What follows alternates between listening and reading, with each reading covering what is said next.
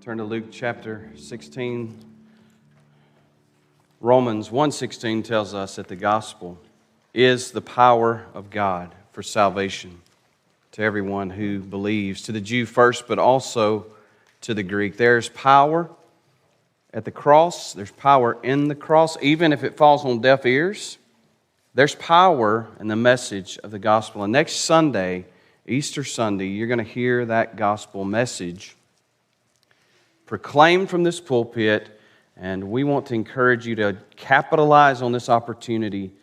when people are most apt to accept an invitation to church, to think about those in your circles, think about those in your life that are far from God or that don't know Christ, and invite them to come here with you next Sunday morning, 10 o'clock, and pray throughout this week with us for God to work through the power of His gospel to impact lives and see people come to faith in Him.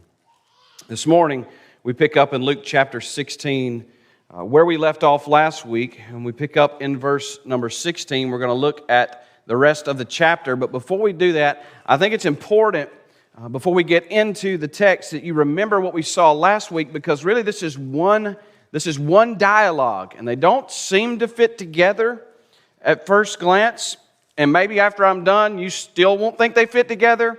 but I'm going to give it my best shot to try to show you how they fit together in my view, and what I've seen in the Scriptures as I've read through them and looked at them this week.